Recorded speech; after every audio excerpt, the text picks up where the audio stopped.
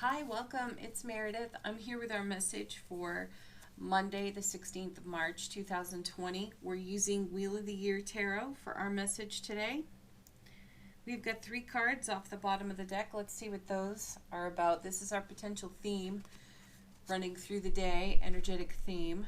And we're starting with the 6 of Cups. How sweet. Okay. Well, my guides are already chattering. Ooh, nice. Okay, so this is, literally, I'm quoting, this is a stone's throw back to the retrograde. It hasn't been over for a full week just yet. And the guides are saying that this card is reminiscent, pun intended, of energies that are still churning from the retrograde. Things that are still in reconciliation and reconsideration for us. And the 6 of Cups is such a great card for reflection. It does intuitively connect for me to the Wheel of Fortune. So there's some aspect of the divine delivery system, which is my nickname for that card.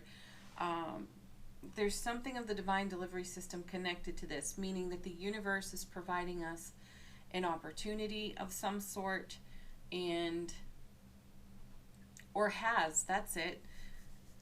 has provided an opportunity for us that we are in consideration for. This is also known as the soulmate card, and we had a pretty profound message last week and it may have been Friday's message, but are you strong enough to be your own soulmate was the question there, and we're still considering that, and we may still be considering what the universe has put on our foundation that contributes to the consideration of that question at all. Let's see what comes with our 6. Page of Cups. Yes, look at that. An offer. Where did that come from? Ooh. The grand design, shall we say. Yeah. Page of Cups or Princess of Cups in this deck. Usually we see a person holding the Ace of Cups and a fish jumping out of it. The fish represents our goals and our dreams being made real, coming to life. So look at the amount of energy that's being put into the thought process and the feeling process of what's before us. And there's joy here. There are no sullen faces. I know we're seeing her back, but she's dreaming of a sweet scene. She's sitting in a sweet scene. So it's good energy, positive energy. Page of Cups.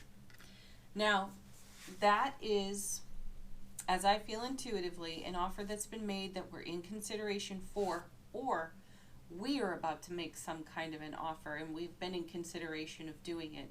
Is this the right climate? Is this the right atmosphere? Coming with these cards, I'm going to say yes, it is the right atmosphere. 9 of Wands. I have such an appreciation for this card. And I do want to share, I've been in contemplation for some of the cards that do appear a little bit challenging when we turn them over.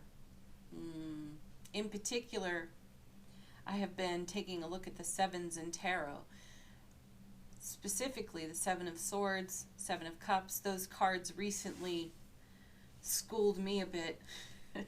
And because of that, I am looking at the other cards, like I said, that appear to be a little bit challenging. Now, this one is defensive, kind of like the 7 of Wands looks defensive. But what comes before this 9? It's the 8. It's the 8 of Wands, which is swift moving, incoming information, and it's a super stable card, lots of movement on it. But what do you do with that movement? What do you do with that stability? What do you do with all that beautiful incoming fresh information, likely from signs in your environment, your own intuition, communication with others? Do you go off in a huff to your field to set up your scarecrow? Like, what are you doing with that information? How are you using it?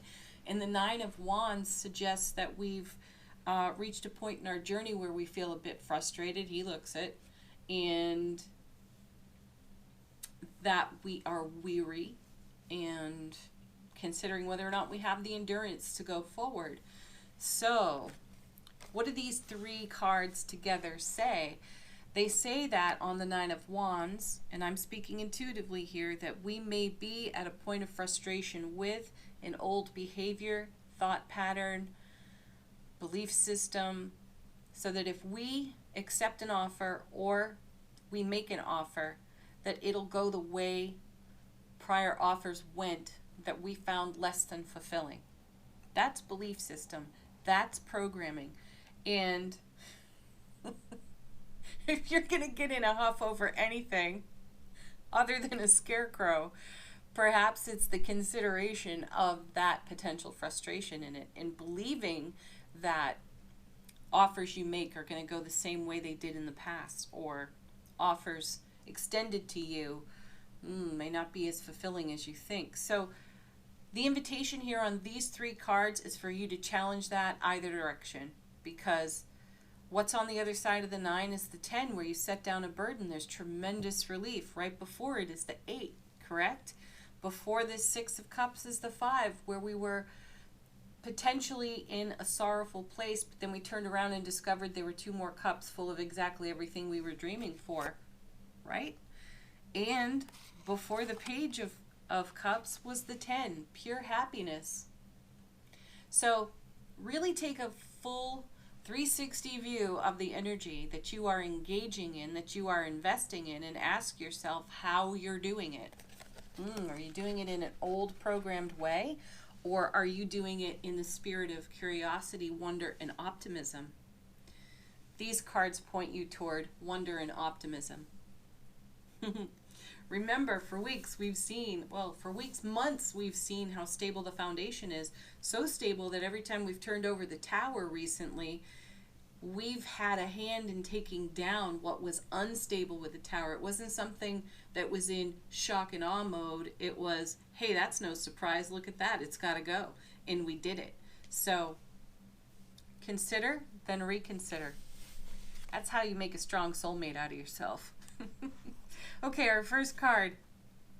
Oh, look at this 10. See? 10 of Cups. There it is on the table, confirming for us what's up here in our theme of the day. I love that.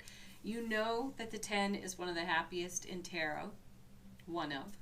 And it's all about love, connection, unity, happy homes, happy families, happy career, how we are of service. And this is our foundation. That's the foundation we're standing on, and we created that. We did that, which allows us to do this kind of reflection and reconsideration. Yes. Okay, next 2 cards. Oh, I'm excited about that. Oh, wow. Yeah, there it is. The 5 of Cups. I was just talking about it.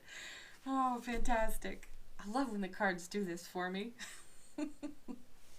In this deck, though, all 5 cards are spilled. And, you know, she's got her hands to her face. She's absolutely devastated over this. And, you know, I feel a connection even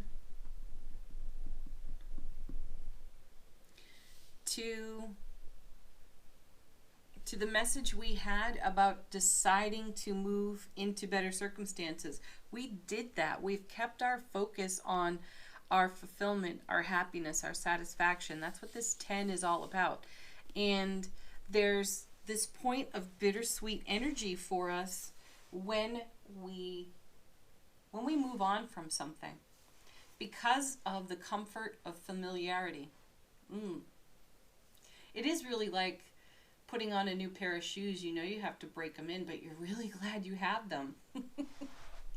Right? I know, and I'm not making light of the energy that you see here on the 5, because we've all been there, but we know that this kind of situation in the 5 of Cups, where there's sorrow, there's pain, there's loss, there's something that we're grieving over or mourning in some way, it's contrast for us to choose toward the 10, which we've done. So what this says to me is that we are able to handle these energies here on the 5. We may be visited by this ever so briefly as we are on the 6 over here, in consideration of what's on the foundation of where we're going, what we're doing next, and what are we doing with all the beautiful energy that contributed to the Nine of Wands, right?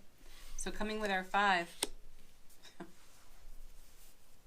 These cards are magic today, I'm telling you. This is the reading I was thinking about. We had this one last week, the 8 of Cups, moving on within ourselves. This came from that reading of the Are You Strong Enough to Be Your Own Soulmate? Wow, that's fantastic. I love this. Okay, so this is our inner divine feminine, divine masculine, and we are moving on from this. See, we're walking away from this 5 because we've got the 10 on the foundation. I need confetti. That's what I need right now. Yes. So you can see it here. There's a little bit of the, as she's looking at his back, there's a little bit of bittersweetness there. There's even just a tiny touch of it here on the 6. But look at this progression. We have 5, 6, 8, and 10 of Cups on the table, as well as the Page, mind you. So we are absolutely in the right kind of atmosphere to make and accept offers that contribute to the happiness, satisfaction, and fulfillment of our 10 of Cups. Let's see what's next. The Moon, how beautiful. Intuition, you know, that's the feeling. It's like this guy is walking right into the moon. So we are engaging.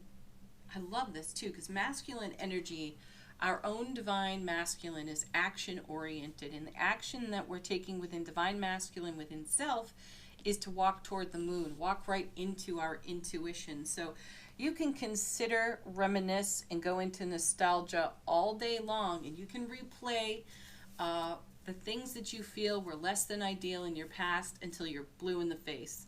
At some point, you have to get up off your knees here from the 5 and start walking, and walking in the direction of optimism, wonder, curiosity, and awe. And we do that by stepping into our intuition, rising above belief system and programming, and we decide to go on pure faith. Our intuition is going to inform us, encourage us, and support us in our universe. The signs will be everywhere. So we're going to take it on faith, and we're going to go with our pure intuition. We're going to listen to the whispers of our heart, because it's going to lead us in the direction of our goals and dreams. And we know that because we've already done that. This is the new foundation, and it was not built on conditioning or programming. It was built on wonder and optimism and curiosity and faith. Yeah. Look at that. And then the 10 of Coins. Beautiful. Long-term happiness and fulfillment. This is exactly where we're headed, and we know that what we're doing in the present moment, in the now, every step we take creates this for ourselves. We're taking a leap of faith, and we're saying yes to it. And, you know, the landscape hasn't been filled in completely for us, but we're up for the adventure of it. We have what it takes to do it. 9 of Wands. Where's it all going for us? Right into the King of Wands, holding the Ace of Wands. Yes, our brilliant clarity and our everlasting strength comes from listening to the whispers of our heart, following our intuition, and bucking the system within ourselves of conditioning and programming. There it is. Now, we're making choices. In every choice that we make, when we turn over the king or the queen, we're being a master with it. We're not suffering with foolishness here. We're not going to allow the reminiscing and the stories we tell ourselves nostalgically. You know, we put a better spin on it than how it really was. The king will see that foolishness there, and he will cut it right out of the equation, and he will get down to what's real, what's on the foundation, what benefits my 10s. How do we get there? Yes, we've had these experiences. Some of them were awesome. Some of them were horrifying. Still, how do I make a choice? What direction do I walk in within my own self What intuition am I following here to create this? And you'll know the feeling every time because your heart's going to sing with joy. Yes, there will be bittersweet moments. Yes, there will be challenges from moving on from what's comfortable. But ultimately, this is what's happening. So be brave, be bold, listen to your intuition, follow your heart, and make choices that bring you there. Oh, that's so passionate. I love it. When I picked up Angel Answers, the card on the bottom of the deck was look for signs. Oh my gosh, these cards just love me. It's up to you. That's our Eight of Cups right there. Where are you walking? It's up to you. Are you walking into past and nostalgia? Or are you embracing what it takes to create those tens in your world? Coming with it, abundance. An abundance of opportunity. There may be a touch of something financial there because we do have the 10 of coins in the reading, and that card does connect, practically speaking, to financial matters. So I feel a positive flow there. Very nice. Oh, one of our old favorites. We haven't seen this one in a while, but I am really delighted to have it come out of the deck for us. We've got the Let Go card. That's what you're seeing on the 5 of Cups and what you're seeing on the 8. You're letting go. You're trusting that the universe has your back. And it does. Okay, one more card. Ooh. 412. Maybe 2. Okay. Don't stop. Don't quit now, please. Keep on going. Accept the offer. Make the offer. Whatever the situation is for you. Maybe it's both. And then meditation brings answers. Yes, it does. That's why we sit by streams and we look into water. Actually, it sparks the intuition. All right. Affirmation card for the day for us from the universe has your back. Happiness is my birthright.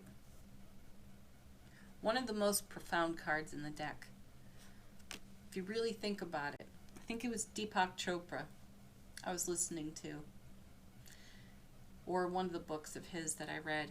But if you ask anyone what it is they want, and they give you an answer, and then you ask them why, and eventually you'll come through a whole bunch of answers, and each one you'll ask why. At the core of it is, they'll finally say, I just want to be happy. Well, happiness is your birthright. So be happy now. Choose that. Happiness is a choice. It's not something that happens at you or to you. It's something you choose. Yeah. All right, let's see what our spirit animal is for the day. From Sawyer's Nature Portal.